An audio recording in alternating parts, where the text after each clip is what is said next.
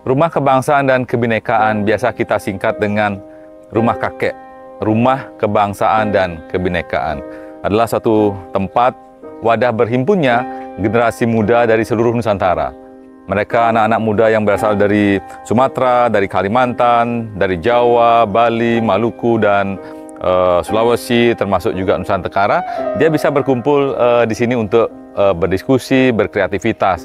Nah, rumah kakek kita sebut, dan kakek adalah sosok yang kita rindukan, kakek adalah sosok yang kita kagumi, kakek adalah sosok yang kita rindukan, dan sosok yang bijaksana.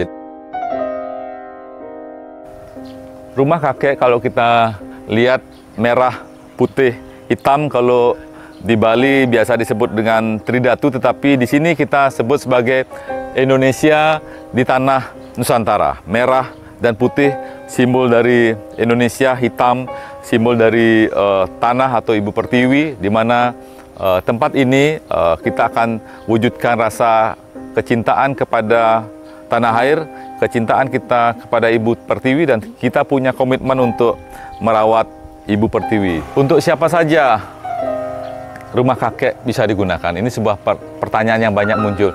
Kita buka untuk siapa saja anak-anak muda Nusantara untuk beraktivitas, berkreativitas, berinovasi, meningkatkan kemampuan personal, kemampuan organisasi.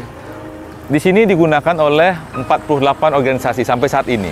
Ya, artinya sampai saat ini sudah 48 organisasi yang menggunakan tempat ini dari berbagai suku, teman-teman dari Flores, teman-teman dari Sumba merayakan Natal di sini, teman-teman Cipayung Plus, anak-anak muda dari berbagai agama, HMI, GMNI, KMHDI, PMKRI, GMKI, dan lain sebagainya. Mereka berkegiatan dan berkreativitas di sini. Termasuk juga teman-teman dari BEM, Udayana, termasuk juga dari UHN dan lain sebagainya.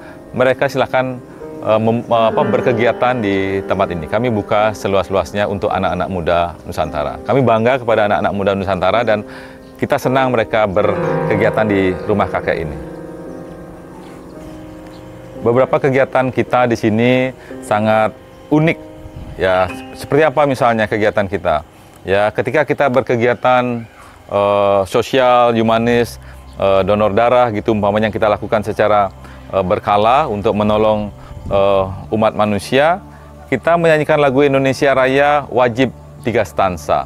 Artinya siapapun yang berkegiatan di sini apabila menyanyikan lagu Indonesia Raya wajib menyanyikannya secara utuh, secara lengkap, 3 stansa seperti yang diciptakan oleh Wage Rudolf Supratman. Kegiatan-kegiatan yang lain umpamanya di tempat ini, kita setiap 1 Juni, 17 Agustus, Hari Sumpah Pemuda, hari-hari besar nasional, kita melakukan kegiatan-kegiatan yang bersifat nasional dan kebangsaan. Ya, lomba-lomba yang kita kemas dengan nuansa kebangsaan. Termasuk juga kegiatan-kegiatan kita yang lain adalah seperti pembuatan ekoenzim, cairan organik sejuta manfaat, yang merupakan produk dari sisa buah dan sayur yang selama ini terbuang percuma. Di tempat ini kita kelola tempat ini menjadi sebuah tempat yang pengolahan sampah berbasis sumber. Kami sangat peduli terhadap lingkungan Bali. Jadi tempat ini kita buat biopori, di tempat ini kita buat ekoenzim, di tempat ini kita buat sumur resapan, dan kita lihat bahwa di tempat kita ini tidak ada got. Jadinya semua limbah itu kita selesaikan di tempat kita. Sampah kita kelola dan kita selesaikan di tempat ini. Mudah-mudahan ini menjadi sebuah hal kecil yang bermanfaat buat lingkungan kita. Ekoenzim ini salah satu pengelolaan sampah di rumah kakek kita, ya, dan ekoenzim ini kita buat secara berkala, ya, secara rutin kita buat. Ini sudah bisa dipanen, ini sudah siap dipanen, sudah lebih dari 3 bulan, ya. Ini ekoenzim. Nah, ini dari sampah, ya, yang kita kelola menjadi zat-zat yang sangat bermanfaat. Ini bisa buat, ya, buat disinfektan, buat hand sanitizer, pencucian udara, ini siap untuk dipanen dan kita buat secara berkala, dan tempat ini kita jadikan bank ekoenzim. Kita manfaatkan untuk pertanian, kita manfaatkan untuk lingkungan, dan kita juga manfaatkan untuk rumah tangga. Teman-teman yang berminat boleh datang ke tempat kita bagikan secara cuma-cuma ekoenzim ini. Ini salah satu pengelolaan sampah berbasis sumber dalam bentuk ekoenzim yang bermanfaat. Selain juga ada biopori, ada komposter, dan ada pemilahan sampah. Secara berkala, Rumah Kebangsaan dan Kebinekaan juga terlibat secara aktif mendedikasikan ekoenzim ini. Kita tuangkan setiap 2 minggu di Danau Batur. Seperti kita ketahui, Danau Batur adalah danau yang terbesar di Bali dan memberikan sumber mata air, menjadi sumber mata air untuk masyarakat Bali, dan kita harus menjaga mata air kita, dan kita dari Rumah Kakek mendedikasikannya secara berkala. Kita tuangkan, sudah kita kirim beberapa ton dari kita untuk kita tuangkan di Danau Batur dan juga di sungai-sungai di seputaran Bali. Ini kita namakan sebagai Padma Candi Nusantara. Di groundbreaking oleh Gubernur Bali Mangku Pastike tahun 2018, dan tinggi Padma Candi Nusantara ini setinggi 9,45 meter. Jadinya angka 17845 kita dedikasikan di Rumah Kebangsaan ini. Padma Candi Nusantara ini dasarnya adalah batu-batu dari seluruh Nusantara. Seperti batu pancawarna dari Sabang, batu siklop dari Gunung Siklop Papua, batu ulin Kalimantan, termasuk juga batu sojol dari Sulawesi, batu bacan dari Maluku. Kita jadikan dasarnya Padma Candi Nusantara. Pertanyaannya adalah kenapa dia menggunakan batu-batu dari berbagai daerah? Karena Indonesia ini dibangun atas peran serta dari semua daerah. Tidak hanya Jawa saja, atau tidak hanya Sumatera saja, tapi semua pihak terlibat mewujudkan kenusantaraan kita. Jadinya di tempat ini kita coba dedikasikan bahwa Padma Candi Nusantara itu simbol dari persatuan Nusantara. Selain itu, Padma Candi Nusantara yang setinggi 9,45 meter ini juga pondasinya menggunakan batu gunung berapi dari seluruh Nusantara. Batu Gunung Agung, batu Gunung Batur, batu dari Gunung Semeru, Gunung Merapi, Gunung Rinjani, Gunung Lokon, Gunung Tangkuban Perahu, termasuk di Sumatera pun ada Gunung Kerinci. Kenapa? Sekali lagi pertanyaannya, batu gunung berapi. Nggak ada yang tahu kan? Nah, karena simbol gunung berapi adalah sebuah spirit, ya, spiritual. Di mana-mana gunung berapi itu mempunyai spiritual yang tinggi dan ada kuncennya. Nah, jadi di tempat ini kita berharap bahwa Indonesia, kita berharap Nusantara memiliki spirit yang tinggi, memiliki keagungan, termasuk juga kesuburan. Di mana-mana daerah yang ada gunung berapinya itu subur. Jadi kita berharap Indonesia ini subur, agung dengan spirit yang kental terkait dengan kenusantaraan. Jadinya batu-batu ini kita nggak cari sendiri, tetapi merupakan support, merupakan sumbangsih dari teman-teman yang punya visi semangat kebangsaan yang sama. Jadinya batu Sabang disupport oleh teman-teman dari Sabang, Aceh, batu Sumatera, batu dari Lampung disupport dari teman-teman dari sana, batu Gunung Kerinci juga disupport oleh teman-teman di sana. Artinya mereka yang mengirimkan, nggak kita yang datang ke sana, tapi mereka yang mengirimkan. Ini adalah 45 air suci tirta yang akan kita gunakan untuk melaspas dan meresmikan rumah kakek. Ada tirta dari Solo, ada tirta dari Gunung Semeru, ada tirta dari Papua, tirta dari Ambon, termasuk juga tirta dari Sriwijaya, Palembang. Ini yang akan mensucikan tempat kita ini. Rumah Kebangsaan dan Kebinekaan ini kita sebut juga sebagai rumah gotong royong. Kenapa rumah gotong royong? Karena pembangunannya merupakan gotong royong dari semua pihak. Ribuan orang yang terlibat dalam pembangunan rumah kakek ini, ya. Dari Pak Gubernur, dari Pak Bupati, dari wali kota, termasuk juga dari instansi swasta, itu terlibat dalam proses pembangunan rumah kebangsaan dan kebinekaan kita. Termasuk juga teman-teman mahasiswa juga terlibat. Mereka membantu mengirimkan proposal, termasuk juga mereka mendonasikan sedikit uangnya untuk turut membantu pembangunan rumah kebangsaan dan kebinekaan. Makanya untuk itu kita sebutkan rumah kebangsaan dan kebinekaan ini juga sebagai rumah gotong royong. Ini kita sebutkan sebagai kolam kebangsaan.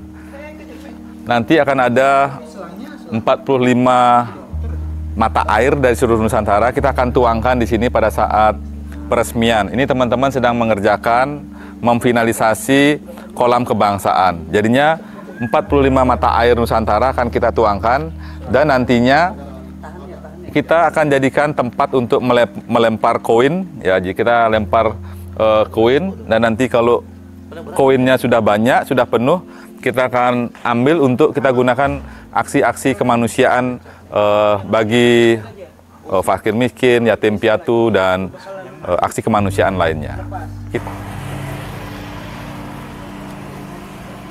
Kita ada 4 lantai yang kita setiap lantainya punya nama-nama pahlawan Nusantara. Seperti tempat ini kita namakan sebagai Bung Karno Mahasaba. Ya, artinya tempat yang paling besar, kita namakan namanya Bung Karno, kita dedikasikan di tempat ini.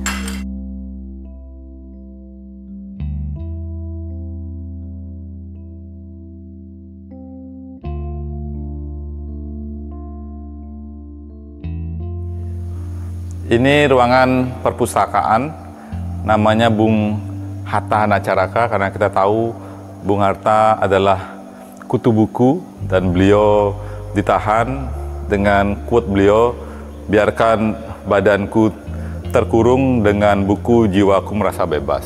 Jadi tempat ini kita dedikasikan untuk proklamator kita, Bung Hatta.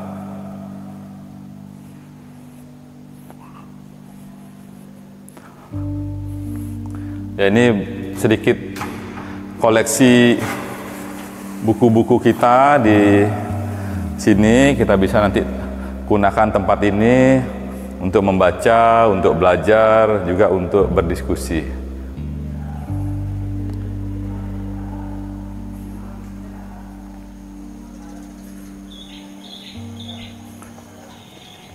Ini kita namakan beranda Cilik Riwut. Ya, beranda Cilik Riwut ini adalah sebuah tempat yang terbuka. Cilik Riwut adalah pahlawan dari Kalimantan Tengah. Nah, kita berharap bahwa dari Kalimantan kita bisa melihat dunia. Ya, di sini kita bisa melihat sawah yang masih menghijau di tempat ini, dengan bisa membuat suasana menjadi nyaman. Tempat yang kita namakan Ide Idewo Istri Kanye Lounge, ya. Jadi tempat ini ruang tunggu, kalau kita ada kegiatan kita bisa menunggu sambil berdiskusi tentang kebangsaan. Kita namakan Ide Idewo Istri Kanye, seorang pahlawan perempuan dari Klungkung.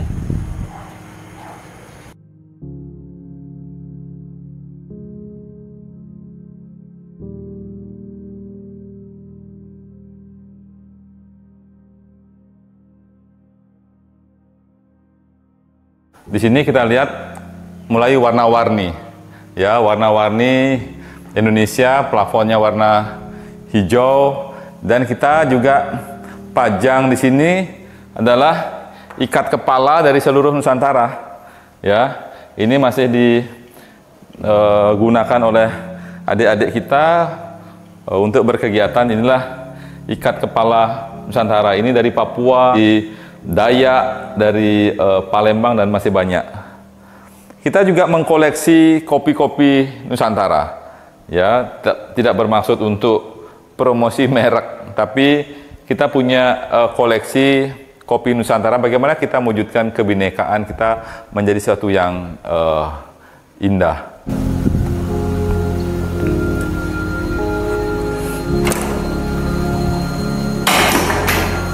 Tempat kita ini kita namakan sebagai ruangan yang namanya Gus Dur Pluralisme Sabah, ya, tempat adik-adik kita untuk melakukan pertemuan dengan kapasitas 25 sampai 30 orang dengan layar lebar untuk mereka bisa mempresentasikan suatu hal. Jadinya inilah kita dedikasikan Gus Dur, tokoh pluralisme Indonesia. Kita namakan tempat ini menjadi Gus Dur Pluralisme Sabah.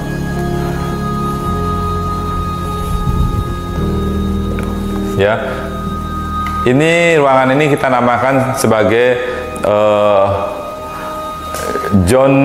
ruangan John Lee. Ya, John Lee adalah seorang Indonesia, kelahiran dari Sulawesi Utara, tepatnya di Manado. Yang bersangkutan adalah keturunan Cina, beragama Kristen, tapi yang bersangkutan berjuang menyelundupkan senjata untuk pejuang Muslim di Aceh pada zaman dulu. Nah, sekarang pun kita ingin bahwa interaksi kebermanfaatan itu bisa kita lakukan. Nah, seorang keturunan Cina Kristen mau katakanlah berjuang, ya, mengancam jiwanya untuk pejuang Muslim di Aceh. Ini seharusnya menjadi cermin bagi kita tentang persaudaraan, tentang kebangsaan kita. Ruangan ini namanya Ruang Christina Marta Tiahau, seorang pahlawan perempuan dari Maluku. Artinya menjadi pahlawan tidak harus tua, ya. Christina Marta Tiahau meninggal di usia 17 tahun. Dia berjuang bersama ayahnya untuk kemerdekaan Indonesia, mewujudkan kemerdekaan Indonesia.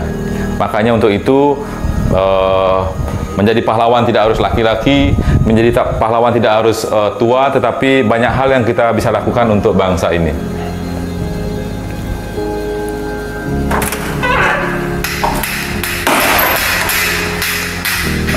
Ruangan ini kita namakan sebagai Fran Kasiepo Sabah.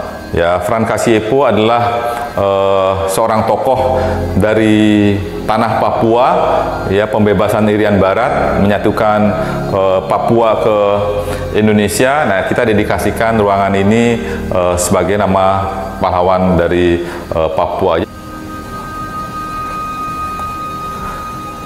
Nah, sesuatu yang juga unik di tempat ini, ya, kita hanya boleh menyalakan lampu, ya, lampu penerangan itu setelah pukul 18:17. Gimana kita bisa menghemat listrik? Jadinya dari pagi sampai sore tidak ada boleh lampu yang menyala karena kita sudah setting ruangan kita ini penuh dengan pencahayaan, ya, terbuka. Jadinya kita baru boleh menyalakan lampu itu setelah jam 18:17. Jadi semangat green energy itu kita adopsi di tempat ini.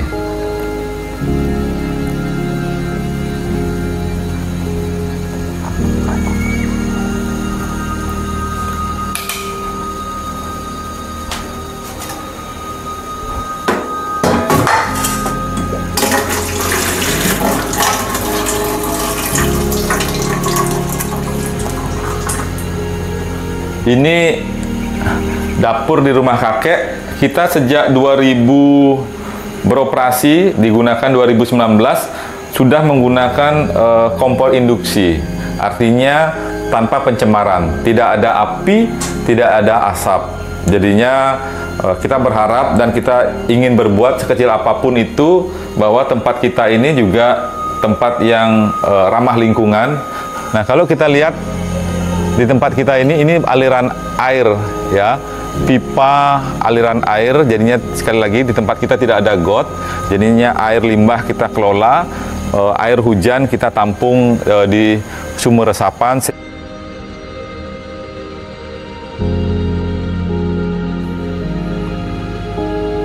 Dari sini kita bisa melihat seputaran Denpasar. Tempat kita di tempat ini adalah tempat yang paling tinggi termasuk di Kota Denpasar, sehingga kita bisa melihat Kota Denpasar dari tempat ini. Kita juga bisa melihat GWK di sebelah sana. Kita bisa melihat pantai Klingking Beach di Klungkung. Dan spirit awal kita membangun rumah kebangsaan ini adalah di tengah situasi kebangsaan kita saat ini, di mana munculnya politik identitas, munculnya inklusisme. Kita ingin bahwa tempat kita ini inklusif. Siapapun anak-anak muda Nusantara dari berbagai suku, dari berbagai agama, dia berkumpul bersama-sama sebagai sebuah saudara. Dari lantai 4 ini, rooftop ini, kita bisa melihat Padma Candi Nusantara ya, dengan tinggi 9,45 meter. Di belakangnya itu dinding berwarna hitam, itu adalah Holy Wall. Nanti malam kita akan muralkan dengan kalimat-kalimat persaudaraan.